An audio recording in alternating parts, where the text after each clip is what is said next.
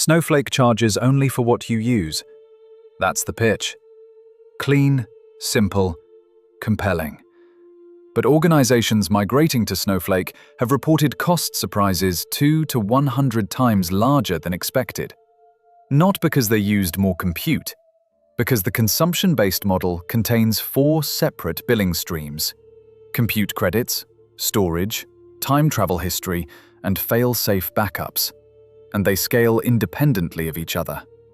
This is no tech, and this is what Snowflake's pricing actually looks like when you read past the first page of documentation.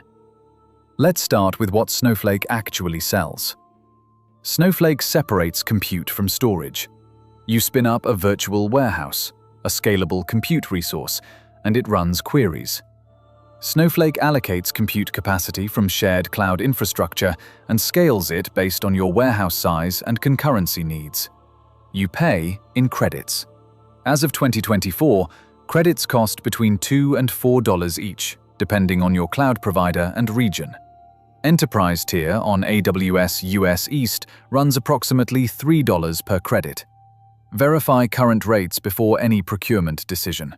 These figures change. An X small warehouse consumes 1 credit per hour. At $3 a credit, that's $72 a day if it never stops running. Roughly $1,400 to $2,900 a year for the smallest warehouse available. Warehouses do auto-suspend, but the default idle timeout is 10 minutes. 10 minutes of burning credits every time a user walks away from a query. For a single, lightly used warehouse, that's manageable. For a production environment running 3 or 4 warehouses in parallel, ETL, reporting, ad hoc analysis, the idle costs stack faster than most teams realize. This is the first billing stream: compute credits. It's the one everyone prices into their initial estimate. The other 3 are less visible, and for some workloads, they cost more than compute. Snowflake stores data in a columnar format. Columnar compression typically achieves 3 to 5 times compression over raw data, though actual ratios vary significantly depending on data type, cardinality, and encoding efficiency. So, a 10 terabyte raw dataset might compress to 2 or 3 terabytes in Snowflake, but your results may differ. Storage is billed at roughly $23 to $40 per terabyte per month, compressed. That sounds cheap, and for live data, it often is. But here's what the compression story leaves out. Compression only applies to your live data. It does not apply to time travel history. And it does not apply to fail-safe. Time travel lets you query data as it existed at any point in the past. On standard tier, you get up to 1 day of history. On enterprise and business critical tiers, up to 90 days. Verify the current tier structure against Snowflake's official documentation before making procurement decisions, as tier names and features have evolved. What the documentation doesn't lead with: that entire 90-day history is billed at full storage rates. Every version of every row you've updated or deleted lives in time travel storage, uncompressed at the same per-terabyte rate as your live data. For a table that gets updated daily, an ETL pipeline writing millions of rows every night, historical versions accumulate fast. A table with 1 terabyte of live data can carry 2 to 3 terabytes of time travel overhead on enterprise or business critical tier. Your storage bill for that single table isn't 1 unit, it's 3. This is the critical caveat that makes cheap compressed storage incomplete. The compression benefit applies to the slice of data you're actively querying. The historical record, which grows with every write, update, and delete, accumulates at full rates for the entire retention window. Below time travel sits fail-safe. 7 days of additional data retention, non-configurable, billed separately. Fail-safe exists for disaster recovery in the event of Snowflake infrastructure failures. Snowflake can use it to restore your data if internal infrastructure issues occur. It is not designed to recover from user-initiated deletions or application-level errors. You cannot query it directly. You cannot turn it off. And you pay for it regardless of whether you ever need it. Now we get to the billing stream that has surprised organizations the most after upgrading tiers. Standard tier Snowflake warehouses a single cluster. If 10 users run queries simultaneously, they execute serially, or with reduced parallelism on the same warehouse, rather than running in full parallel across separate clusters. Enterprise and business critical tiers introduce multi-cluster warehouses. Under high concurrency, Snowflake can automatically spin up additional clusters within your configured minimum and maximum range to handle load in parallel. No serialization. Every user gets dedicated resources immediately. The catch: each additional cluster consumes credits at the same rate as the first. If your warehouse auto-scales to 4 clusters during a reporting peak, you're consuming 4 times the credits for the duration of that peak. And scaling happens automatically, within whatever range you've configured, without any manual action required. Some organizations migrating from standard to enterprise for this feature have reported unexpected cost increases in the 2 to 4 times range. That outcome isn't universal. It depends on your workload's actual concurrency patterns, your warehouse's configured scaling policy, and whether you've set minimum cluster counts above 1. The defense against runaway scaling is a resource monitor, a configurable limit that suspends a warehouse or triggers an alert when credit consumption crosses a threshold you define. Here's the critical detail. Resource monitors are opt-in. They are not active by default. When you provision a new Snowflake account, there are no cost guardrails running anywhere in the system. No automatic alerts, no consumption limits. Nothing prevents a warehouse from running indefinitely unless you configure a monitor yourself. This is the architecture behind community-reported runaway query incidents. One 2021 case, documented in community forums, reportedly involved an ETL cross-join that consumed over 50,000 credits in hours before anyone noticed.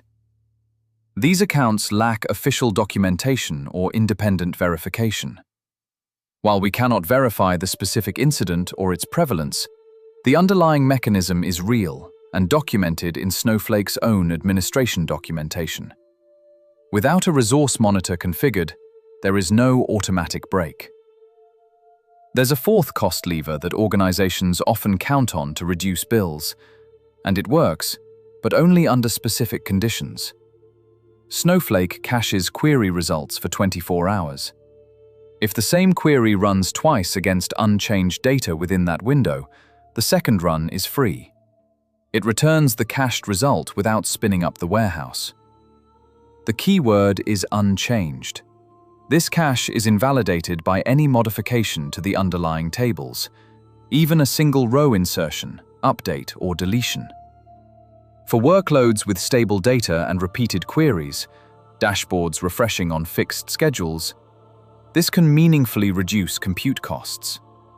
The 24-hour TTL is generous enough to cover most overnight batch windows.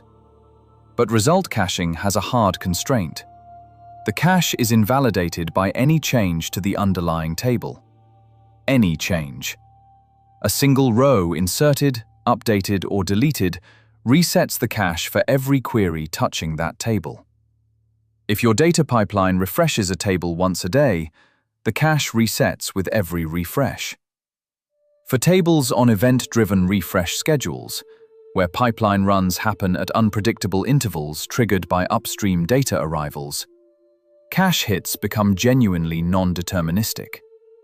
You cannot reliably budget around a cache you don't control. A related cost driver is zero-copy cloning.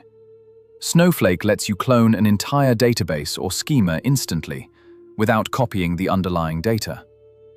At creation, a clone shares storage with the source. The marginal cost is effectively zero.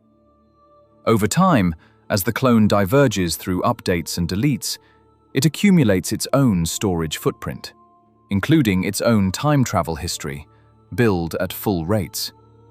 Organizations running large numbers of clones for development testing, or feature branching, have reportedly seen storage costs double as clones accumulate divergent data.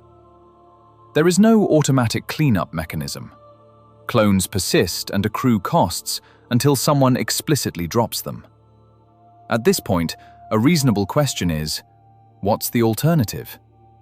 BigQuery, Google's cloud data warehouse, uses a fundamentally different model. In on-demand mode, you pay per terabyte of data scanned. $6.25 per terabyte as of 2024. There is no warehouse to provision, no cluster to size, and no idle cost. For workloads with unpredictable query volumes and small scan sizes, analysts running targeted lookups against partitioned tables, this model can be significantly cheaper than Snowflake's always-running warehouses. For workloads that regularly scan entire large tables, full table aggregations, unfiltered joins across hundreds of gigabytes, the per-terabyte model can be more expensive than Snowflake's credit-based approach. One published data point, SmarterX reported a 50% cost reduction after migrating from Snowflake to BigQuery in a case study on the Google Cloud blog. Verify this case study's details and applicability to your specific workload before drawing conclusions.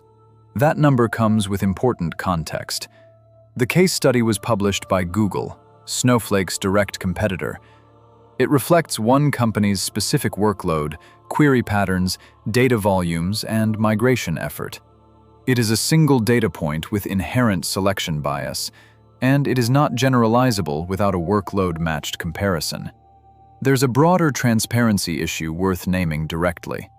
Every source used in researching this episode came from Google Cloud properties, all 10 of them. No direct Snowflake official pricing documentation was included in the research bundle. That structural bias means every comparative claim here has been filtered through a competitor's lens. Consult Snowflake's own documentation directly before making any procurement decision. Snowflake also does not appear to publish aggregate credit consumption data by industry or workload type, though verify this against current Snowflake documentation, as it may change. Cost comparisons between these platforms rely on vendor case studies and community anecdotes, not systematic, independently audited benchmarking. So, what does an honest cost evaluation of Snowflake actually look like? First, tune your auto-suspend settings aggressively. The default 10-minute idle timeout protects query latency at the cost of compute spend. Reducing it to 5 minutes, or even 2 for low-traffic warehouses, can cut idle compute costs significantly. Test against your specific latency requirements before applying this broadly. The right timeout depends on your workload's cold start sensitivity and user expectations. Second, audit your time travel retention settings at the table level. Not every table needs 90 days of history. Transient tables carry a maximum of 1 day of time travel, non-configurable, and are purpose-built for staging layers and intermediate ETL outputs where extended point-in-time recovery isn't required. They still incur storage costs for live data, but they avoid the historical version accumulation of standard tables. Using transient tables for those layers eliminates one of the most common sources of unexpected storage growth. Third, configure resource monitors before any production workload goes live. Set credit limits at the warehouse level, the account level, or both. This is the only mechanism that prevents runaway queries from consuming unbounded credits. It is opt-in, requires deliberate configuration, and the cost of not doing it is open-ended. Fourth, evaluate multi-cluster warehouses against your actual concurrency data, not your theoretical peak. If your peak concurrency is predictable and bounded, a larger single-cluster warehouse may deliver lower total cost than an auto-scaling multi-cluster configuration. The right answer depends on whether your concurrency spikes are regular and forecastable, or irregular and unpredictable. Multi-cluster auto-scaling scales within the minimum and maximum cluster counts you configure, so that configuration decision directly bounds your worst-case credit exposure. The consumption-based model is genuinely flexible, not a trap by design. But flexibility without visibility creates financial exposure. In Snowflake's architecture, the visibility tools are opt-in, the historical billing streams are non-configurable, and the evidence base for cross-platform cost comparisons is structurally biased toward one competitor's documentation. This pricing model reminds us that pay for what you use only works as a promise when you can see what you're using, across every billing stream, in real time, before the invoice arrives. But Snowflake's billing architecture isn't the only place where cloud infrastructure costs accumulate in streams that aren't obvious at sign-up. I'm here to help you know the systems running your data. If you've hit an unexpected Snowflake bill in production, what was the primary driver? Time travel accumulation, multi-cluster auto-scaling, or something else entirely? Share your experience below. See you at the next query.